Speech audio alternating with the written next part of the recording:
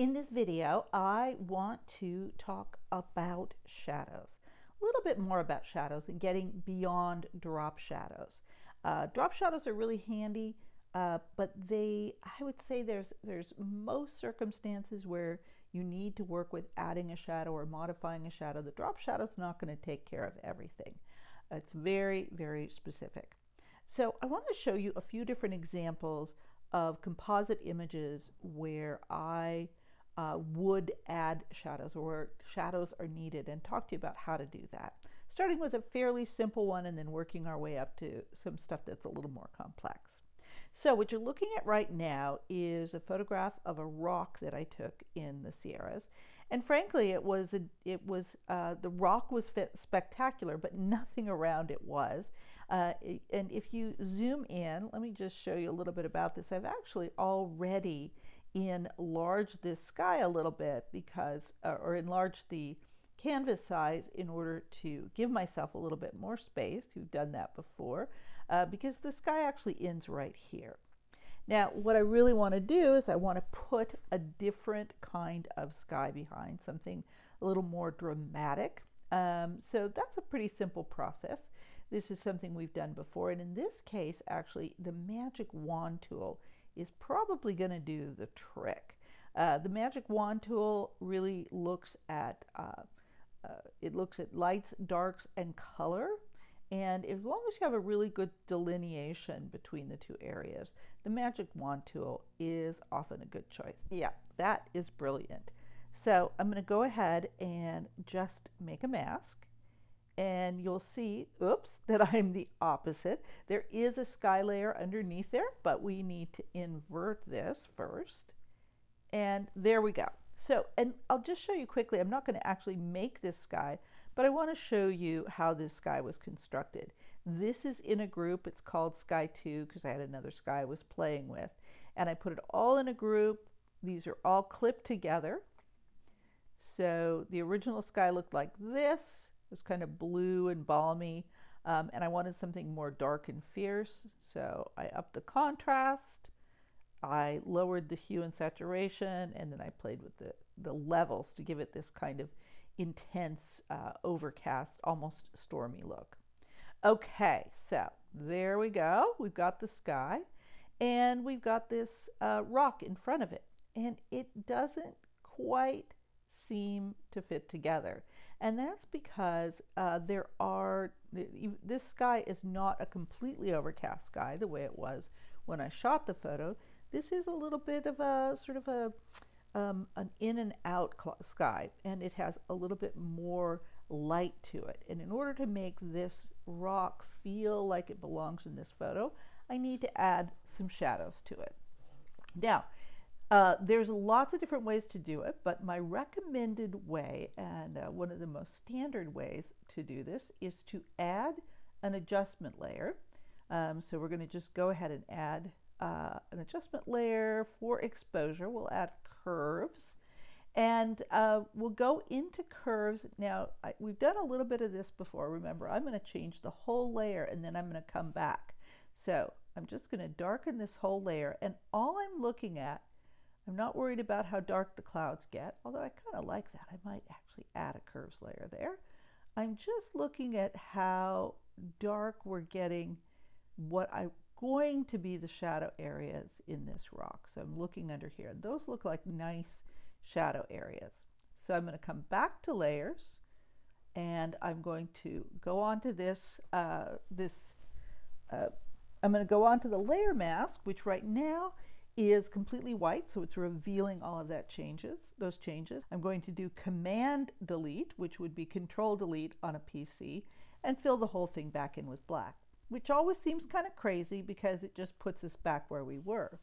But this actually allows us to use the brush tool. I'm just going to hit B, so you see brush is selected. And that allows me to use the brush tool to paint in the adjustment I want by painting in with white. That is, it's going to reveal that dark area wherever I paint. Always check your brush tool. So I think I could bring my hardness down just a little bit. The size seems okay. I might take it up, And what you can also do, this is a time when flow can work really nicely. Right now my opacity is at 36. I'm going to put the opacity at 100%, but take the flow way down. This means that I'm going to be able to sort of paint the darkness in gradually. So this is the place where it really is something it's good to study. I hate to tell you, it's great to take a drawing class. You're really thinking about how the light is coming down on this. So it's coming down from the top, not very much from the side. And so what I really want is to just add shadow areas in on these little areas underneath. So this definitely is going to be more shadowed. So I'm going to go over that a couple of times. This will be less shadowed, so just once. And you can really play with this. And remember, we're working on an adjustment layer. And so that means, and we're working with a mask. So that's nice because it means that if you step back and you go, ooh, that shadow was not dark enough or way too dark. Let's say we got too much of this in and we didn't like it. Remember, we can just go to X and just back that out a little bit. So we can work back and forth. And you can see this is a pretty easy process. This is something I recommend for, I won't say most images, but if you're trying to paint in soft shadows, just subtle areas just to create some dimension, this is a great way to do it. Okay, now I could spend more time really refining this, but I'm going to go ahead. Oh, it's so irresistible. I'm going to go ahead and stop there just so that I can show you the before and after. So this is before I put the shadows in, and this is after I put the shadows in. And you can see that that just gives a lot more feeling of this high sky sort of coming down, a little bit more dimension to the rock. Now I was actually going to go ahead and add another adjustment layer onto this sky because I realized I kind of like that. There we go. And that actually increases that whole feeling too. I might have to come back and actually make my shadows even more dramatic, but that's the beauty of non-destructive editing. Okay, well, let's call this one done. And we'll just go back to layers. And we're going to go up and take a look at a different one. So arrange, tile all vertically. We finished that one. Let's take a look at a different version, just for fun, of this rock. This is kind of a fantasy image. And shadows are important not just if you're trying to be realistic, but often when you're trying to do fantasies, because the fun of a fantasy image is if you're sort of fooling the eye. There are times when it'll be very, very flat and collagey, but if you're trying to create this kind of illusion of fantasy, you're going to need shadows too. So let me go ahead and just go all the way back here. Oops, let's start there. So we'll start with this same sky. We'll take these guys out. These are just extra layers that I left in there in case. So this is that same sky that we started with before for the last one, and the same rock, okay? And I haven't put on the shadows yet. I'm going to, I'll put that shadow layer back on, but I want to show you in this case, I decided I wanted to do this kind of fun fantasy. And so I took this duck. Let me just take the layer off. This is just a coot. It's actually not a duck. This is a coot, which is a gallinule, in water, and I just masked it out and set him on top of these rocks. So he's sitting on top of the rocks. I actually added a little darkness to him. But you can see that right now, even though he's in the right place, he's kind of a fun size, the composition is all fine, there's something odd about it. It doesn't quite look like he's sitting on the rock. And that is because there is no shadow underneath. Now I did the same strategy that I did for the whole rock, except in this case, and I'll go ahead and put this on, I created much darker shadows underneath. So I really focused on this area, then came in and added some more subtle shadows elsewhere. So exactly the same technique, just a slightly different strategy or approach, a solution. So that's without, and that's with. Again, it's a curves layer with an adjustment layer. Okay, let's go to a different problem and solution.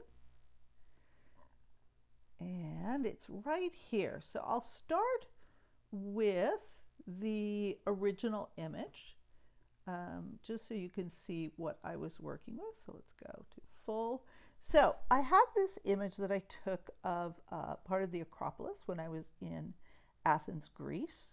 And I wanted to take this archway and put it into that wonderful geyser field in Iceland, which you've seen before. Now this is the finished image. We'll go ahead and take a look, or nearly finished. I'm still tweaking it. Let's go ahead and come back though and just see how we started this. Okay, so I'm all the way back to the geyser field. The stuff underneath here in the layers is extra. And oops, I want that, there we go, out of there. So I'm all the way down to the geyser field. So we're going to come back to this layer in a second because that's actually a touch-up layer.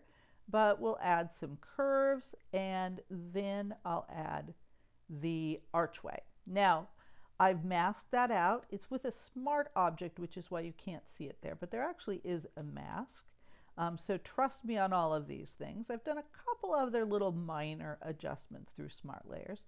But you can see that, okay, this is fine, except that if we look at the geyser field, we look at the sky, we look at the quality of the light on the geyser field, you can see that that light is much, much softer than the light on the archway. The archway, the day that I shot that, was in full sun, and the clue is the light's coming from behind and is creating these very, very hard shadows. Let me zoom in so you can really see that. So we have these very hard-edged shadows that are in between these different columns here. So the trick here is to soften that out. And the way I did that, I did it with a touch-up layer. We'll just click it on, and you can see that what I did, I used the clone tool, and I just went in on this touch-up layer. This is what we learned to do last week, and just cloned in very carefully, and it was fairly tedious, which is why I'm not doing it as a demo. I just cloned things into here. I can go ahead and add a layer just for a second, just so you can see the basic process. Zoom in, always want to zoom in. Go to the clone tool. Make sure we have sample all layers, although we don't really need all of them, but we want to make sure we get in any kind of adjustment layer. And all I did was just to come in to each of these areas. Now, that's the easy answer, because when you're doing this kind of tedious clone work, it actually takes some time to make sure that you match things up, but that you don't repeat them. So this is the basic process, and I did that for each of the archways. Just sort of removed the shadow because it's going to be this sort of shadowless day. Okay, let's go ahead and take that out, and I'll put in the final adjustment layer. So there it is. I then went in and changed the levels, because you can see that this shadow here is very extreme. The light in the scene is coming from the back, but it isn't so strong to create a very, very deep shadow in the front. So I changed that. And then I also took the area down. And then I also added another curves layer. Notice that all of these, I added levels and curves, and these all have masks on them.